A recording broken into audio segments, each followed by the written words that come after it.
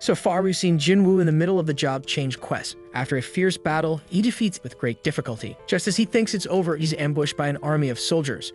Summoning all of his strength and tapping into his new abilities, Jinwoo manages to defeat them. After the fight, he uses his shadow powers to turn the soldiers into his minions, binding them to his will. Now the story continues. After the intense battle, Jinwoo is sleeping peacefully, only to be woken up by a phone call from Gina. Gina reminds him that today is her parent-teacher meeting. Later, Jinwoo arrives at the meeting looking surprisingly well-dressed. As they walk through the school halls, Jinwoo unintentionally draws attention, with many girls whispering and stealing glances at him. Gina notices and teases him for not having a girlfriend, offering to introduce him to someone. However, Jinwoo quickly shuts down the idea, visibly annoyed. During the meeting, Gina's teacher is full of praise for her, calling her an exemplary student and a role model. She highlights Gina's strong performance in mock exams and expresses confidence in her ability to get into medical school. The teacher advises Jinwoo not to pressure Gina too much, to which Jinwoo agrees and mentions she has a favor to ask. The scene then shifts to Jinwoo meeting Suni, who is surprised to see him. Jinwoo reveals that he's Gina's brother. Suni quickly realizes that the teacher must have sent him to convince her to quit being a hunter. Instead, he asks her to follow him elsewhere. Meanwhile, we cut to Jano greeting Dongwoo upon his arrival in Japan. Dongwoo is surprised to be met personally by the chief of the Hunter Association and sarcastically comments on the warm welcome. He cryptically mentions that the surveillance team should turn a blind eye to whatever happens to those two in a dungeon,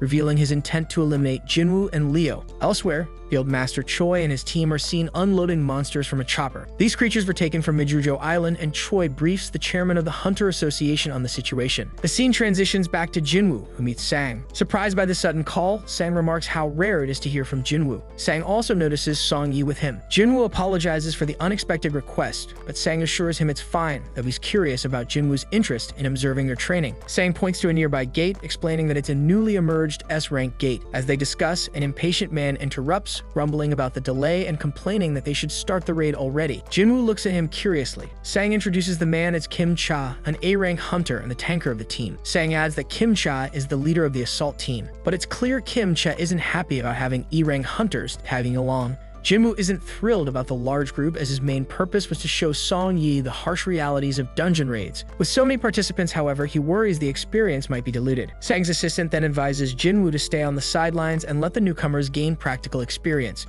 Jinwoo agrees. The team enters the gate, but Jinwoo immediately senses that something is off. He notices the gate behind him behaving strangely as it begins to glow red. Realizing what's happening, he tries to escape, managing to squeeze his head out to warn Sang to contact the assault team. However, the gate pulls him back inside. Sang quickly contacts Bake, informing him of the red gate. Inside the dungeon, Jinwoo and the team find themselves in an endless snowfield, stunned to discover that the gate has completely vanished. Panic sets in as they wonder how they will escape. Kim Cha steps forward and explains that they are trapped inside a red gate. Song Yi, confused, asks what that means. Jinwoo calmly explains that unlike normal gates, a red gate is a dungeon where all contact with the outside world is lost upon entry. To escape, they must either defeat the boss or wait for the dungeon to collapse. Suddenly, arrows rain down on the group. One hunter is killed instantly, but Jinwoo swiftly catches the second arrow aimed at Song Yi, shielding her from harm. The girl is stunned by his reflexes. The team quickly realizes they are surrounded by ice elves. Jinwoo notes that their distance had masked their presence and that they targeted the group's weakest members. He acknowledges that if this had happened 2 months ago, he wouldn't have survived. The ice elves retreat, leaving Song Yi confused. Jinwoo explains that ice elves are ruthless predators known as ice slayers among hunters, feared for their brutal efficiency. Kim Cha then takes charge, announcing that no help will be coming and insisting that they follow his commands if they want to survive. He claims he cannot manage the entire group, so he proposes splitting into 2 teams, arguing that it will improve their chances. He warns that staying in one place risks freezing to death and insists he can protect those who go with him. Most of the group agrees to go with Kim Cha, but he quickly singles out the weaker members, refusing to take them along. He explains that their presence would slow the team down. Coldly, he labels them as dead weight and states that it could take months to defeat the boss or wait for the dungeon to collapse. With a dismissive tone, he promises to return for them once the boss is defeated. One girl in the group decides to stick with Jinwoo. Kim Cha scoffs, calling it a stupid move, but the girl quietly whispers to Jinwoo that she noticed his earlier reflexes and is convinced he's much stronger than he seems, possibly even an A rank or higher. Jinwoo doesn't confirm or deny her observation. Kim Cha declares he will take the main road, assuming it to be the best route. Jinwoo, however, offers to lead his team through the forest. After some time, Kim Che's group notices claw marks on the trees. Confidently, he declares that they've entered Ice Bear territory and smugly remarks that the E-rank team will likely be killed soon. Moments later, they sense ice bears nearby and quickly find themselves surrounded. One of the massive creatures charges, but Kim Cha blocks the attack with his shield and cleaves the bear in half with his axe. Without hesitation, he moves to engage the other two bears, maintaining his confidence. Meanwhile, Jinwoo's group is stopped by the girl, who points out similar claw marks. She warns them that they're in Ice Bear territory and suggests turning back to avoid an encounter. Jinwoo disagrees, suggesting instead that they press deeper. He explains that since this is Ice Bear territory,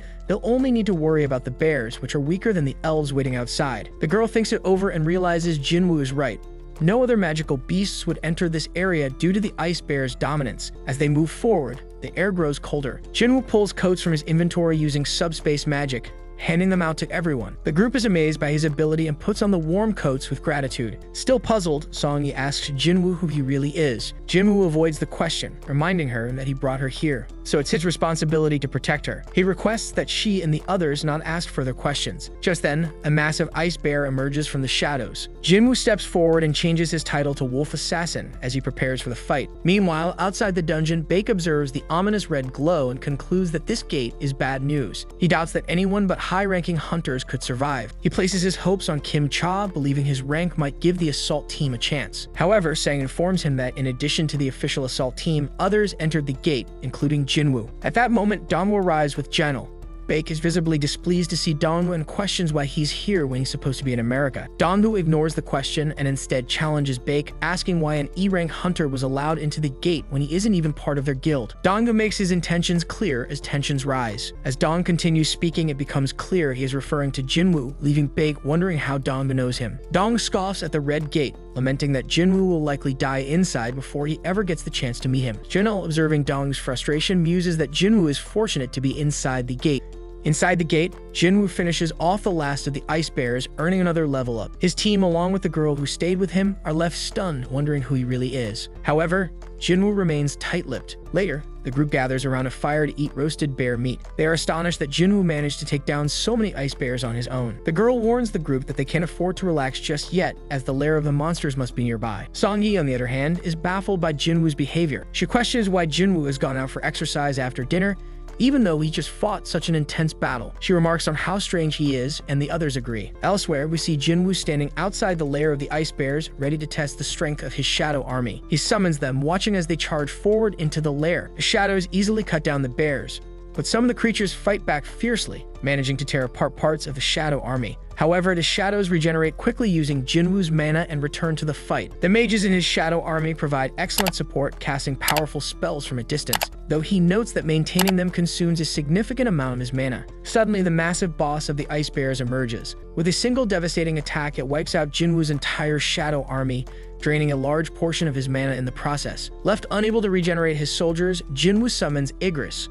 A Shadow Knight steps forward confidently as the colossal bear charges at him. Igris dodges with ease, delivering a precise slash. In mere moments, the bear is brought to its knees. It attempts a final desperate attack, but Igris finishes it with a swift beheading. Jinwoo observes the fight, impressed by Igris' power. Reflecting on their earlier duel, he admits that he wouldn't have won if Igris had used his sword back then. Even now, at his current level, Jinwoo believes Igris might still be stronger. He praises Igris for handling the fight so well. Meanwhile, Kim Che's party faces the Ice Elves. All of his teammates have been killed, leaving him alone and struggling to process the carnage. Bitterly, he reflects on how close he had been to becoming an elite member of the White Tiger Guild, only to end up in this dire situation. The sight of the elves and the scattered remains of his teammates terrifies him. Realizing he has no chance of winning, Kim Cha runs as fast as he can to escape.